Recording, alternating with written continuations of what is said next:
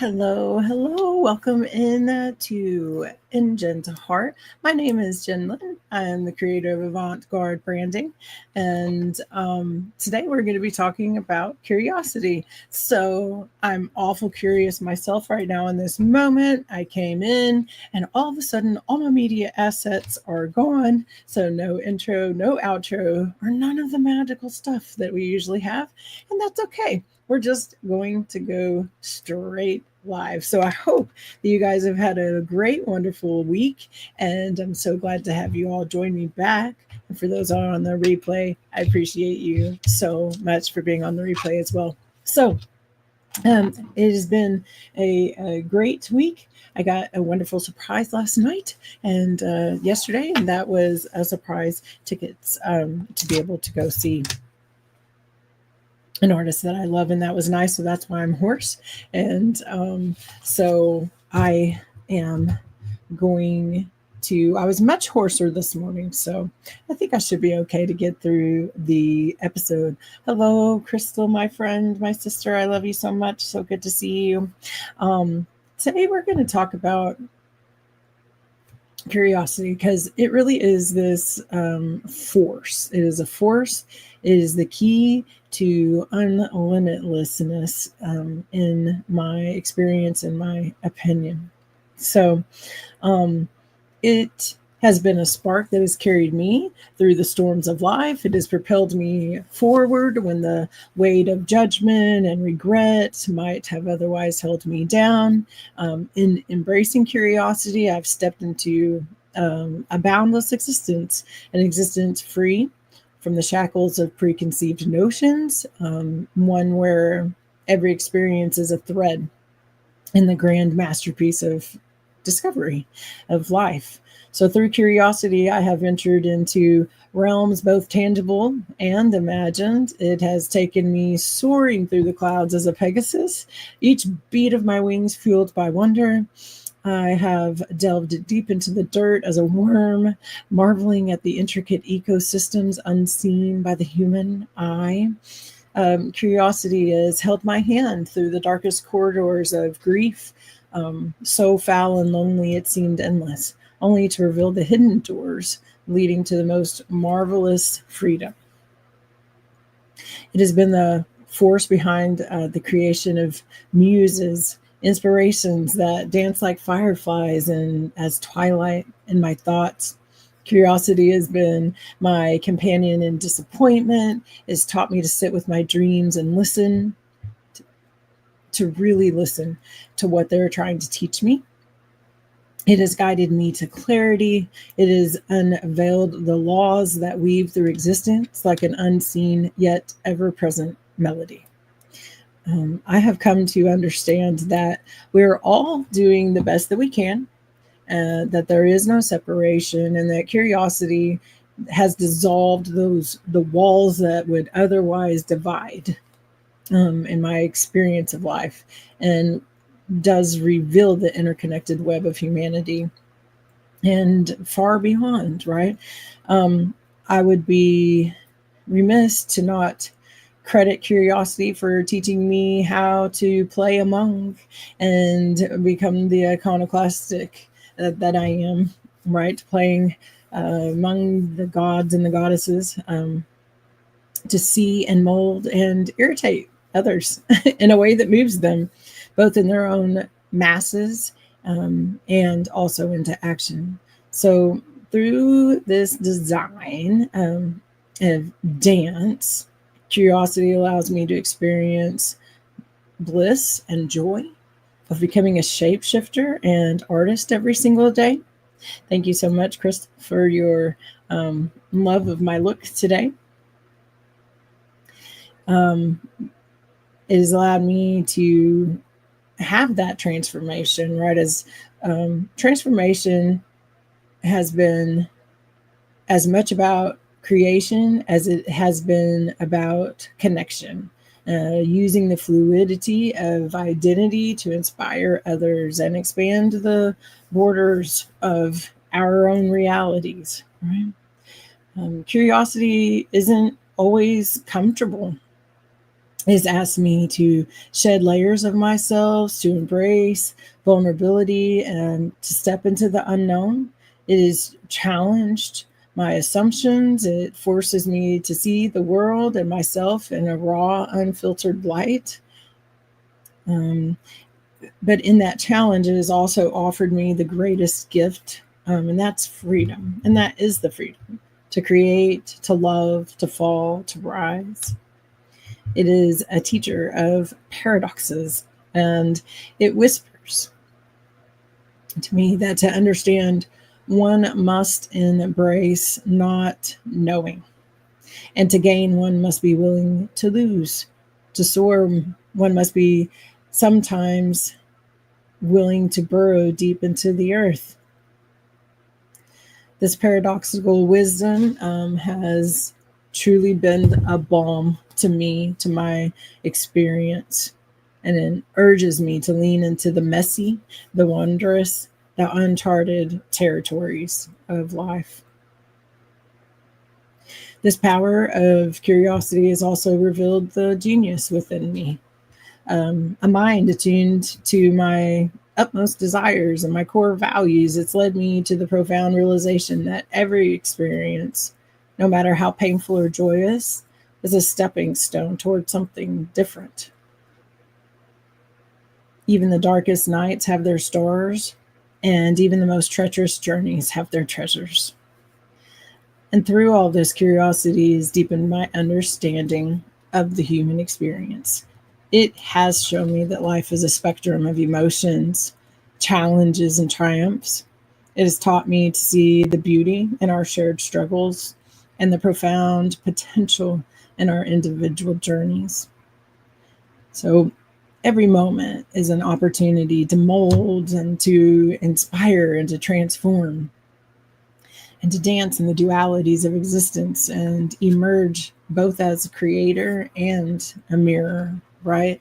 There's so many things about curiosity and how it shows up in our lives and how much it shows up in my life. And so you guys know that I love little frameworks and little systems, and I do that for myself through the use of turning words into acronyms, right? And so I do have a framework to help spark and sustain curiosity in life, in leadership, and in your brand. So it's curious, it's the curious system. And C is for challenge. So challenge assumptions, right? Examine your beliefs and consider other perspectives, right? So surprise yourself by tilting the frame. When you think that you know what something means, or you know that you know what something means, twist it. What does it look like sideways? What does it mean sideways, upside down, backwards, left and right, diagonally, up and across, right? Topsy turvy. Because every time we challenge an assumption, every time we tilt something, there's something that is allowed to come through that is different, right? And curiosity is not about rights or wrongs or morals or ethics, or even though it will lead you to what those are for you, curiosity is just about unraveling the things in life.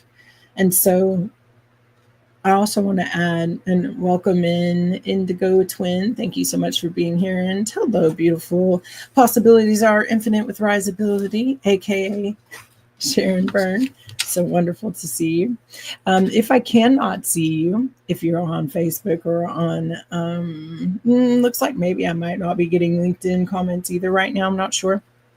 But you know that I'll come back and I'll look through and I'll answer any of your questions or your comments as you're going along. So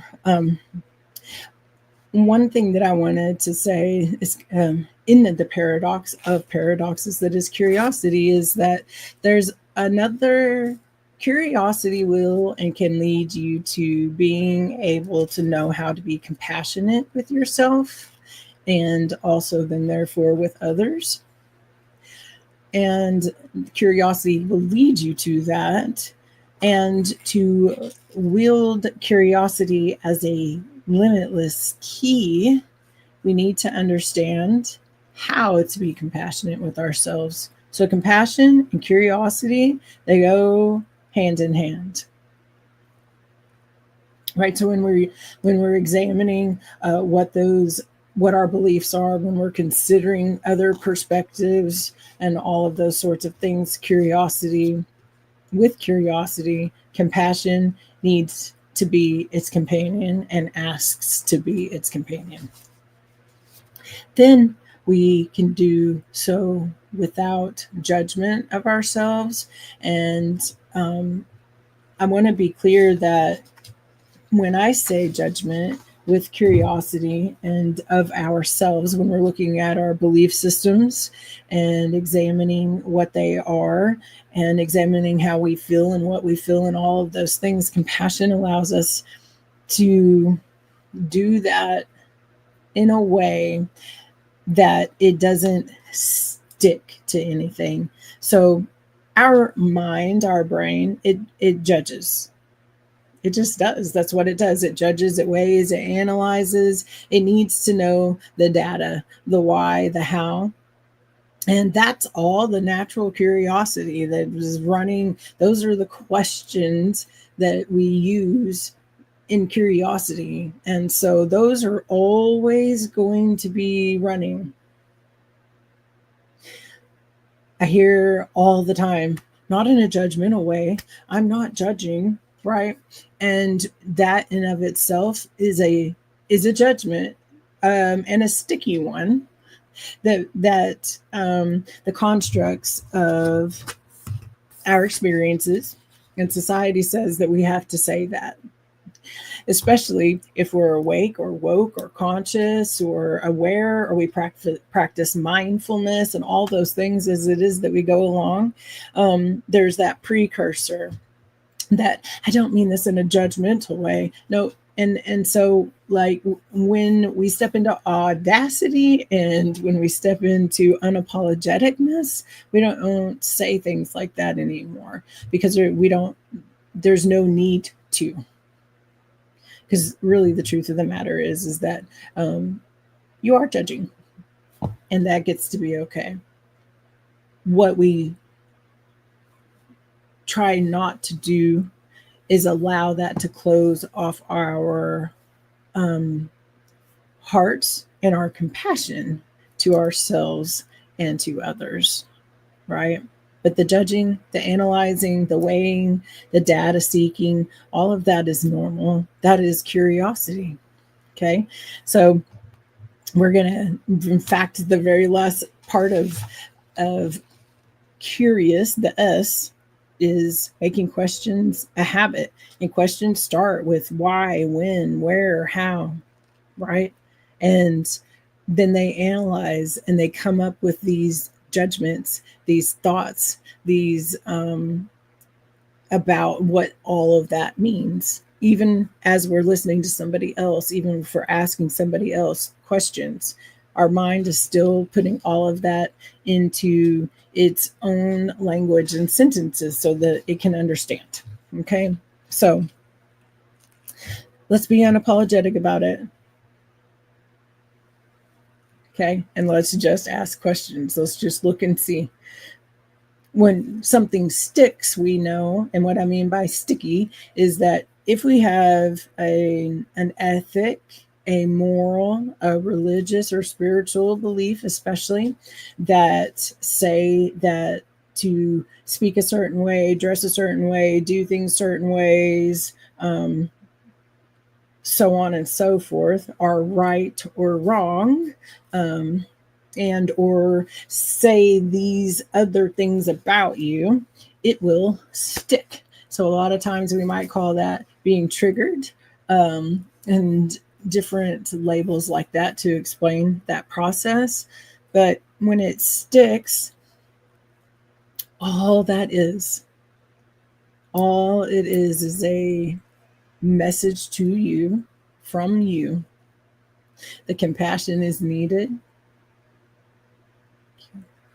And then once we can put on our curious, compassionate goggles, right, we can move forward without hurting ourselves or harming ourselves in any way.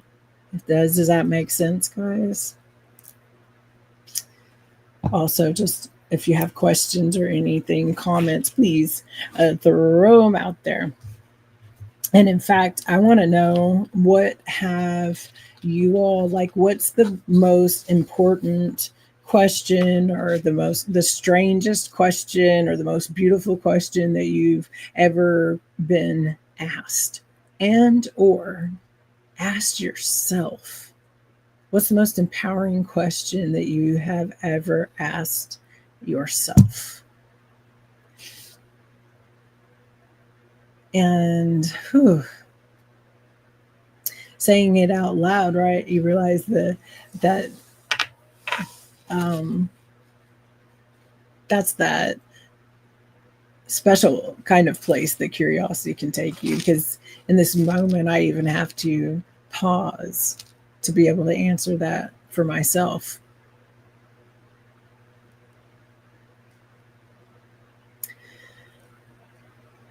I think that question is why. And I really do in this moment. It is why. And the reason I say that is because it's probably one of the first questions that I ever asked, and or that I think most of us ask. Why? If you remember being 3, or if you have a child, right, that's around 3 or 4, and older, right? Because curiosity has no date, no time limit, of course, but there's a time in our life that naturally, innately, we are asking that question a billion times a day, learning why. Why? Why is the sky blue? Why can't I do this? Or why can't I do that? Or what is that? Or how? How do I do that? How can I do that?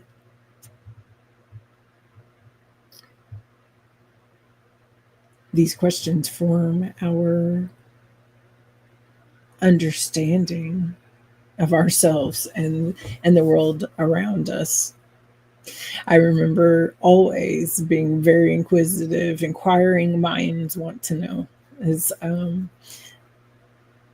a tagline for that's years, decades old, right? For the Inquirer, I believe. But it's something that I always took and ran with, because I do have an inquiring mind, and I do want to know about anything, like anything. And how can we, in absolution, say that anything is an absolute if we've never been to the stars? How is it that we know how far away they are?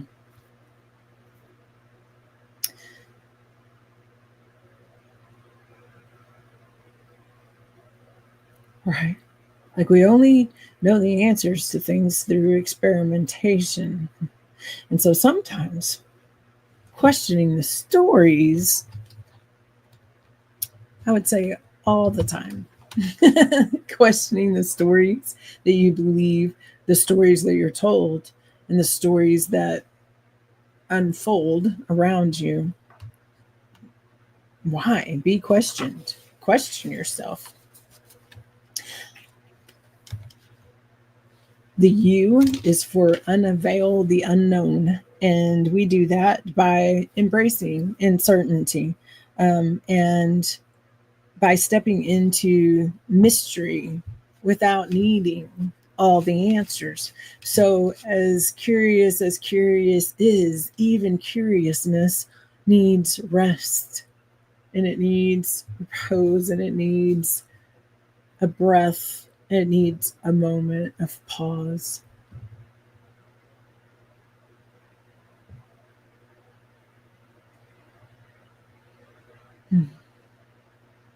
Right?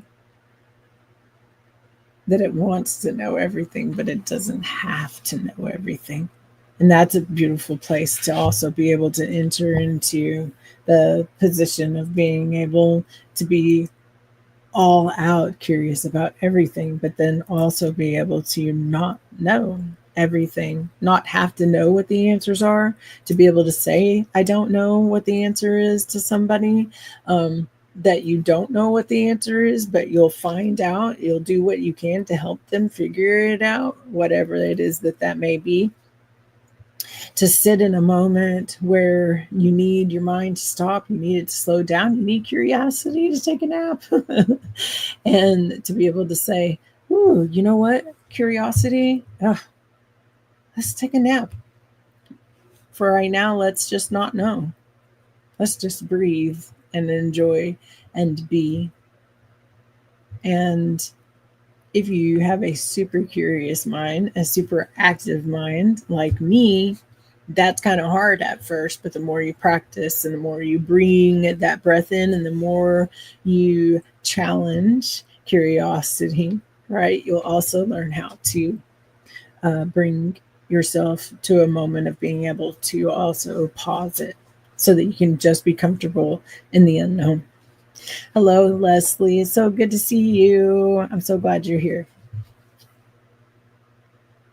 The R is to reflect and connect. So when we are reflective and when we look back at our experiences and we link them to the patterns in our lives, and when we do that, it ignites new sparks of curiosities, and it also sparks new insights, right? So taking the time to know patterns, recognize patterns, give the curiosity the moment to say, I do know. Right. So this is the world of paradoxes and dualities and allness. Right. So it's neither, to me, it used to be, right, and now it's always both, or all three things, or all four things. How can we bring all 4 billion things into this place of connection and being able to exist in one place and time with polarity and with tension, but also with just flow and just simply being, right? And so when we do that, that allows that part of everything to be experienced, the part of the patterns that we need in within the curiosity system itself. Okay. The I is for imagine and explore. So seek out new experiences and books and hobbies and roots and explorations, because those things keep curiosity alive, because our natural tendency is to be very repetitive in things. We're taught to be repetitive because production requires that, efficiency requires it. Our brain and body like things to remain the same because it feels like safety. And that feels like safety. It doesn't mean that it's actually keeping you safe in any way, but it feels like it is. And then for others, we more lean towards wanting spontaneity and changing things frequently. And the truth of the matter is that both things are needed. We need both. We need to be able to have that steady routine. We also need to be able to just completely break it and have spontaneous moments that throw a wrench into the gears of success, production, consistency, and all of those things, right? So the other part The other is for the O is observe without judgment. So this is see the world as it is, not as you expect it to be. How you expect the world to be is a judgment. An expectation is a judgment. Okay.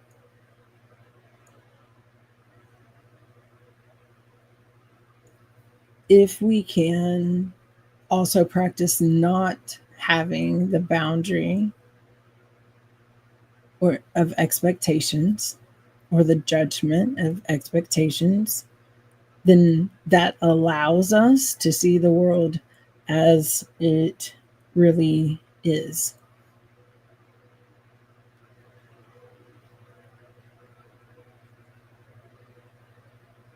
When we remove expectations, it allows us to see the world or situations as they really are. Okay? And this is so important. If you know that you're missing something, right? Because you know that there's a difference in your experience and in actual reality, right? If you know that there's a difference between your experience and reality of something that's really happening,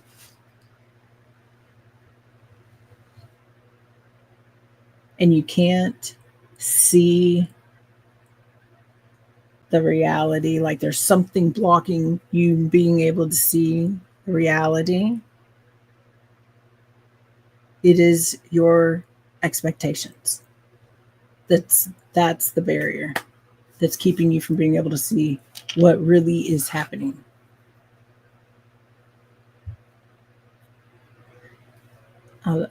So let me think about this for a second to be able to give a really clear example.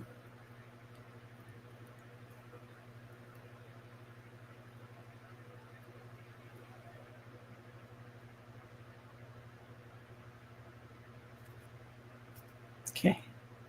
Let's just say your shoe, your foot, right? Like you have your shoe on and your foot's numb. And it's numb because your shoe is too tight. But you can't see that it's because your shoe is too tight. And because you have never had a problem with tying your shoes too tight, your brain can't wrap around it. Because you've untied it and tied it back a couple of times, your brain still can't wrap around that the shoe's tied too tight. The expectation and the belief that you have is that you know how to tie a shoe, and that since you untied it and tied it, the expectation is that if that was what was causing it, it would have fixed the problem. Does that make sense? And it goes much, much, much deeper than that, of course. But if you know that you're having an issue recognizing reality, look at your expectations of the world. It could also be that we allow people to, we allow ourselves to allow other people to ask of us and receive, even though maybe the reality is that that's not reciprocal. And sometimes we don't see that because the expectation is that it's a reciprocal relationship.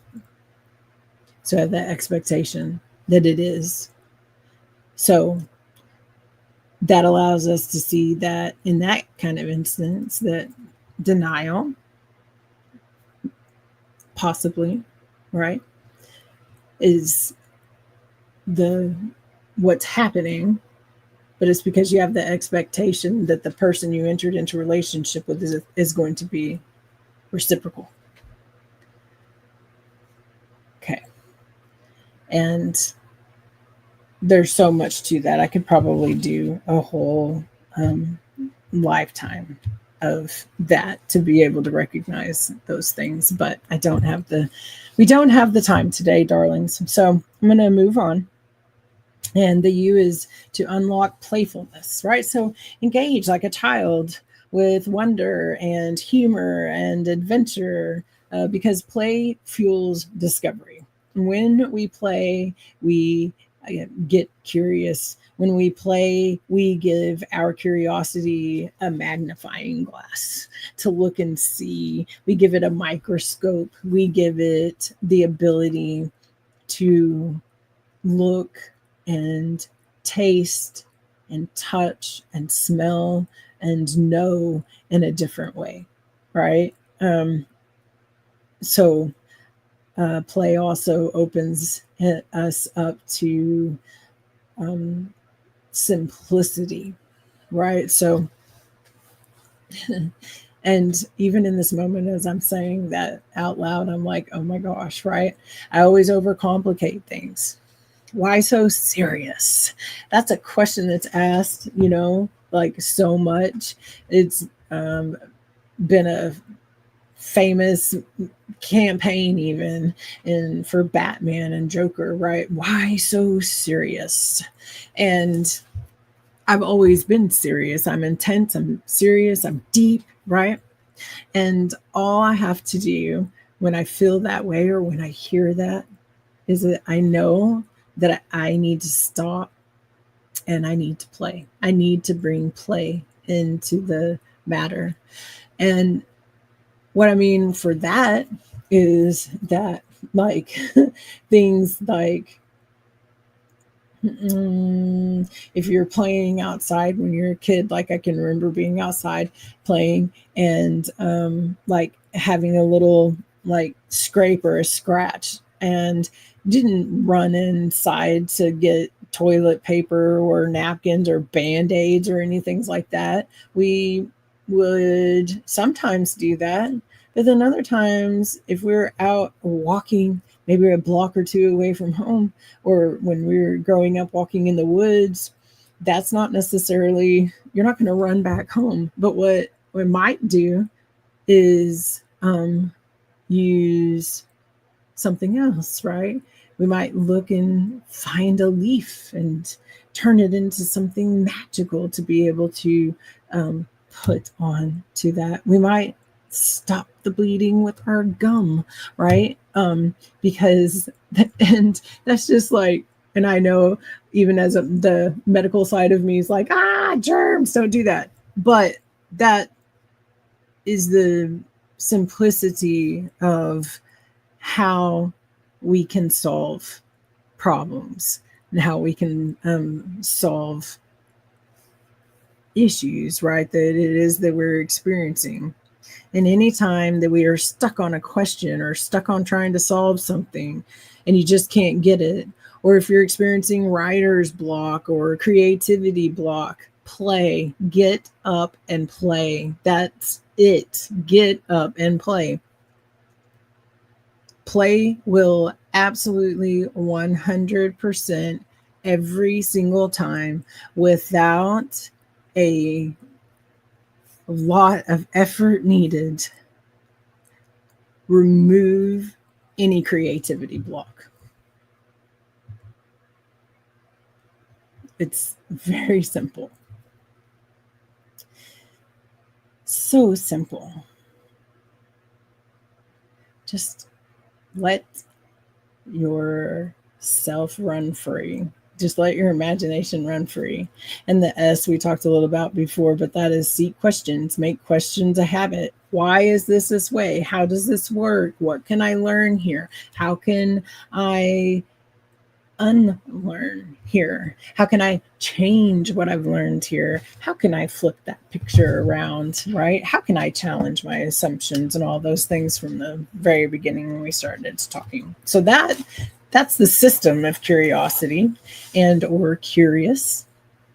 And now let's share a little bit about the science, right? So it is not just a personality trait, or it is something that we all have. It is a biological force that is wired into the architecture of our brains, right? So neuroscience shows us that when we become curious, the brain releases dopamine, which is four of the things that we naturally have in our brain to bring us peace, reward, happiness, love, right?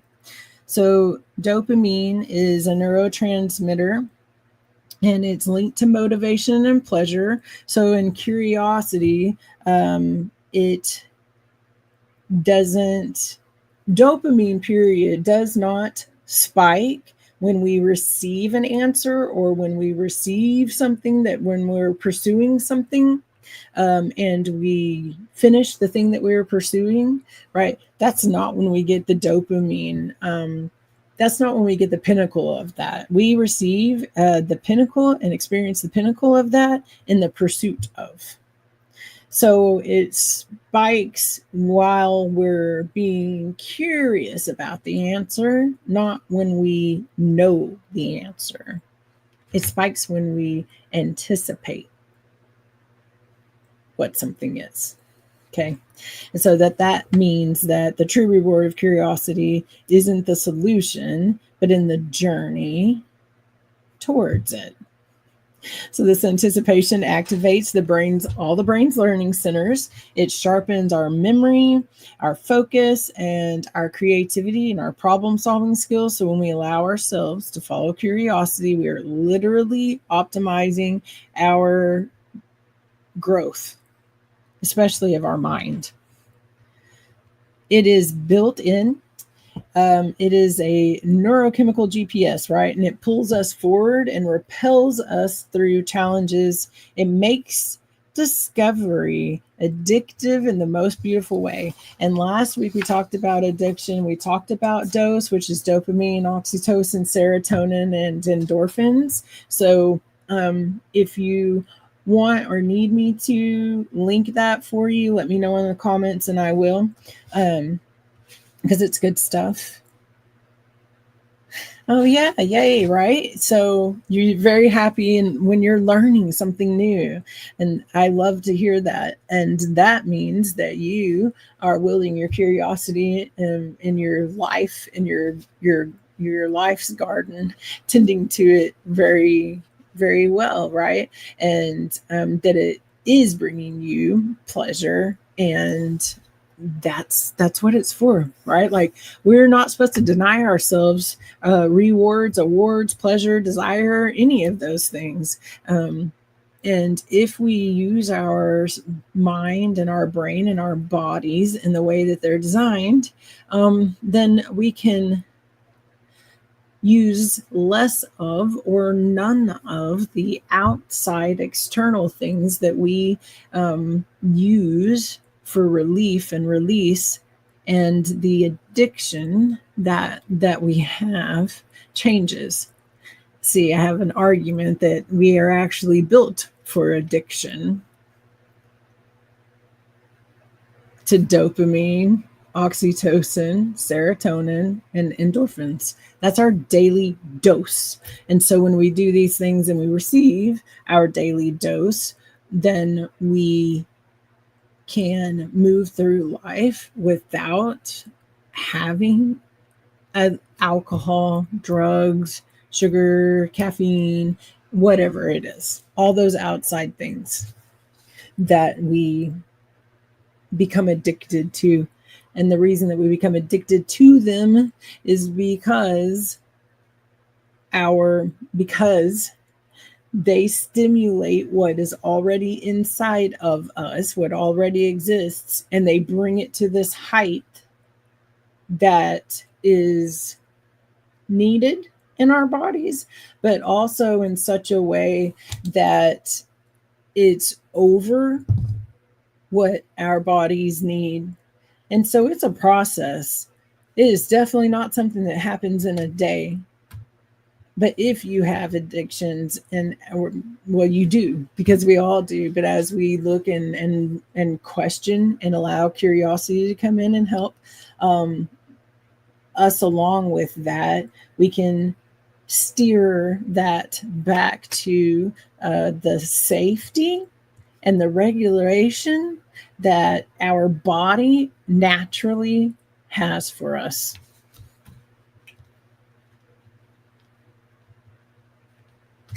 Yes, on the conscious awareness, Leslie, very much so. And so,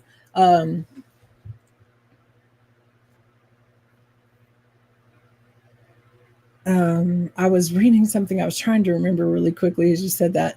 There was conscious awareness. I know that there was something with an octopus that I read recently, but and then of course we know dolphins. That there are other animals that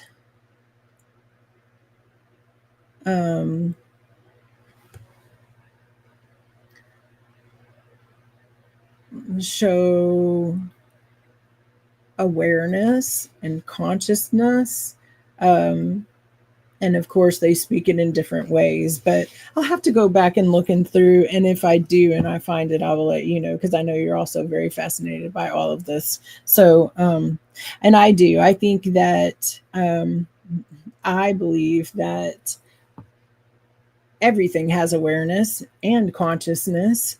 The only difference is that cats speak in cat, and their awareness and consciousness, they speak and share in cat. And that's a language that we don't understand, and vice versa. So there's so much of a cat that we can understand, but there's so much that we don't. And when we go down to the cellular level, especially because we're mammals and with other mammals, like it's so much the same. I think that because what we have that this is something that I'm being curious with in myself right now in life.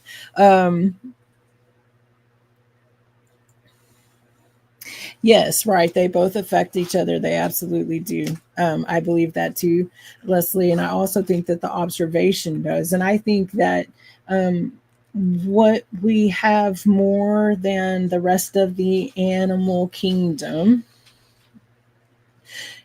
is what's the word I want to use here?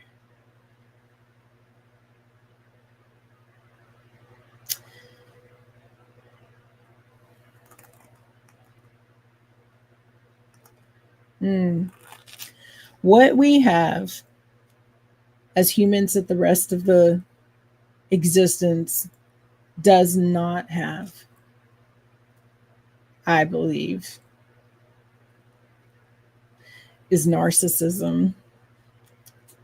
And narcissism has us believe that we're at the top of the chain and that nothing else is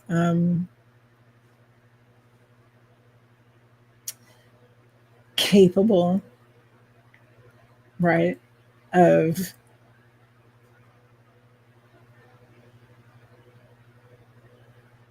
being able to be conscious, mindful, aware. And I think that that's kind of the opposite. I think animals have mastered that, and that's why they're animals. That's why they live their life in such a different way that's why they are able to carry life and experience life without stickiness, without judgment, morals, ethics, all of the things that um, are what I believe hold us in as humanity, actually at the bottom of the list and not at the top of it. That's my own curiosity driven research, as it were, right now, right? So, okay, which kind of carries me into the philosophy of curiosity. So, it is a teacher of paradox. We talked about that. It asks us to hold opposites at the same time, right? It's actually there to help us hold those opposites.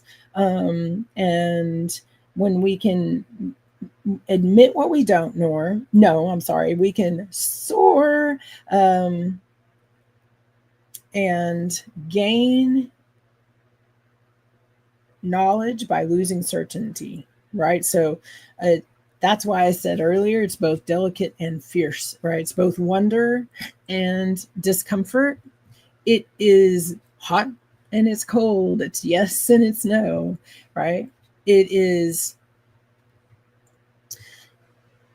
joy and grief in the same place at the same time. It's laughter with tears. It is eating a meal and still feeling hungry.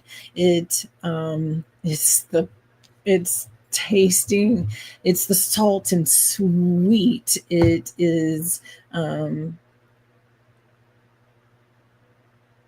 right and wrong. It's light and dark.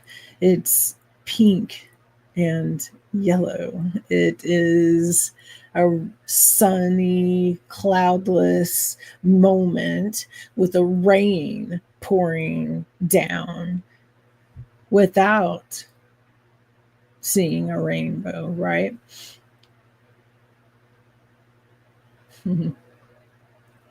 um,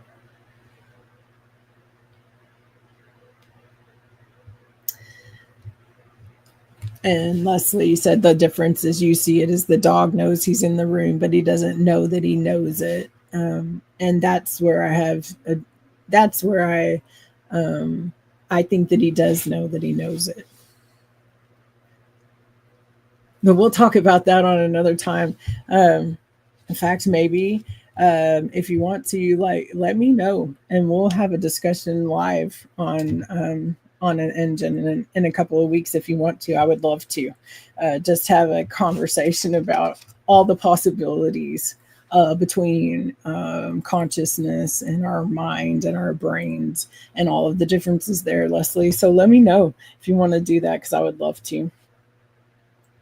And then I also wanted to touch on, like, in branding and or storytelling, curiosity is the difference between being forgotten and being remembered, right? So most of the time as a brand, we exhaust ourselves and or exhaust the brand by shouting answers. Here's who we are, here's what we do, here's why we're better. But answers and conversations.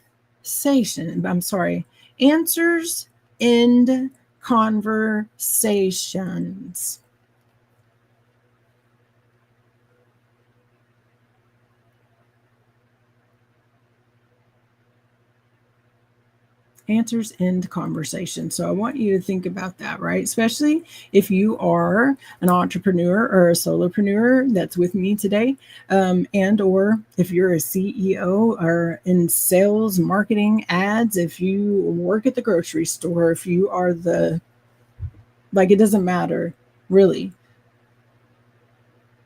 Answers end conversation.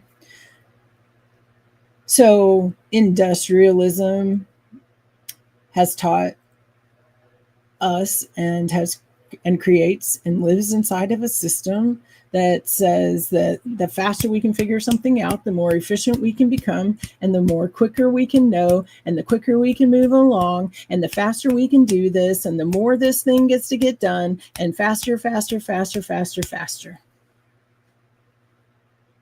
The brain and the body do not naturally work in that system. And so when we answer everything without being asked, it shuts the brain's curiosity off. And in that way, answers end conversations.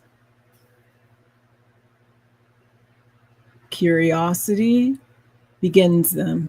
So when we can invite curiosity, when we can create things in a way that are open and they're able to breathe, when we don't give everything away, when we leave space for exploration, that also invites co-creation.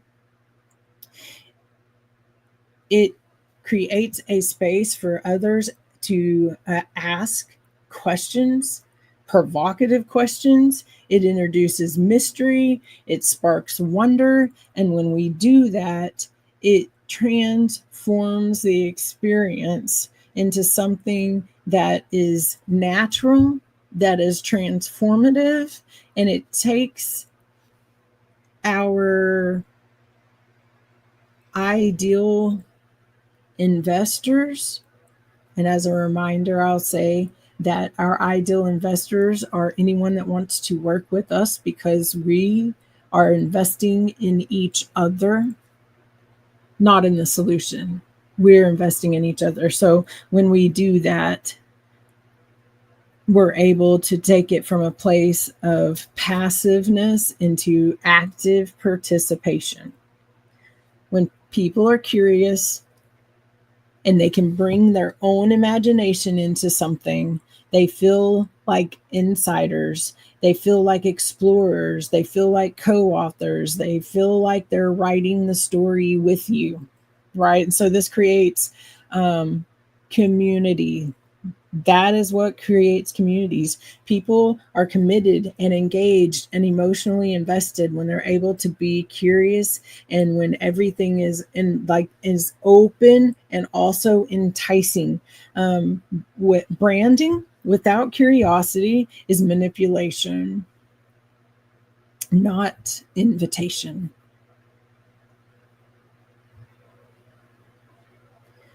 When we tell everyone everything without them ever asking, remember that speed, that quickness, that decisiveness, that productiveness, that development, that ability to move forward, right into a funnel, right into making a decision, right into saying yes or no, right into clicking this button or that button, this yes or this no for this for this experience or for this one, right? We take them straight into a funnel. That is not community, and that is not relationship.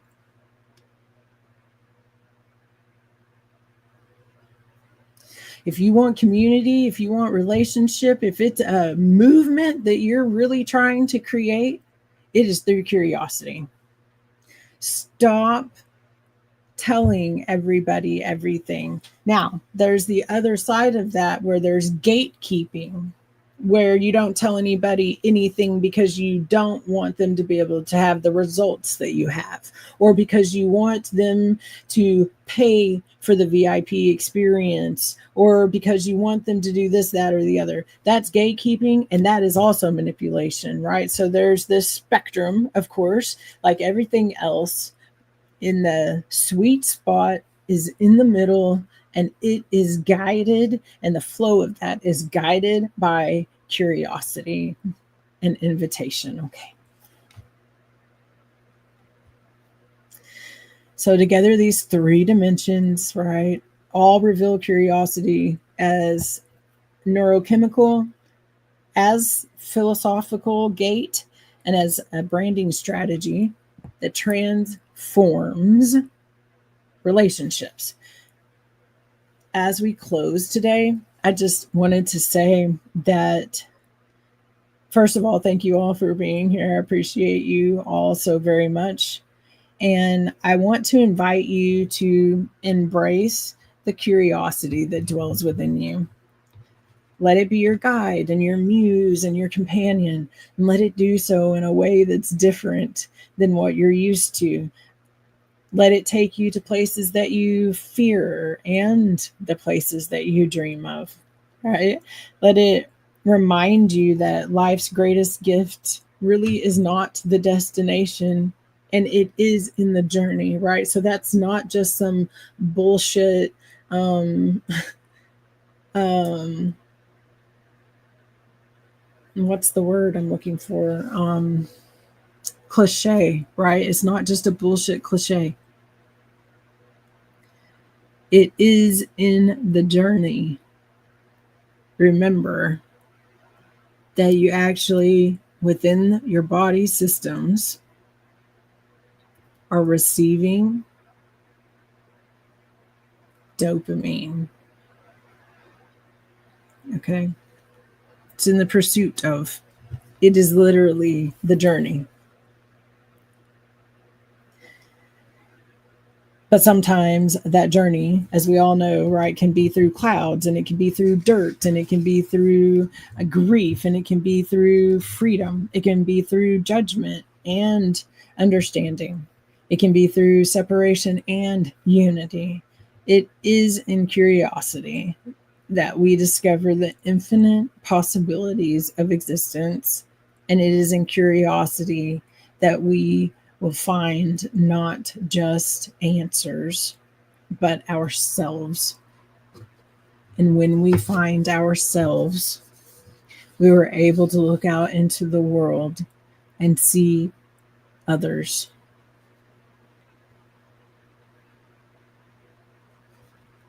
So, whatever journey it is that your curiosity is taking you on, may you do so as a child. And may you experience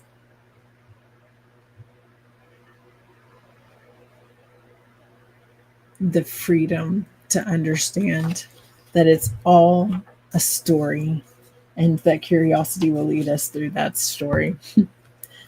Speaking of stories, next week, in 1 week from today, I will be launching my memoir, The Long Doorway. And it is, I'm so excited about it. I'm so emotional about it. And I will be launching that right here next week on EnJen to Heart. But before that, I will also be on Tuesday. I will be a guest on Guiding Brilliant Writers and or Nick's Behind the Pen. And that is going to be at, gotta pull up my calendar really quick so I don't give you guys the wrong date or time. And that is going to be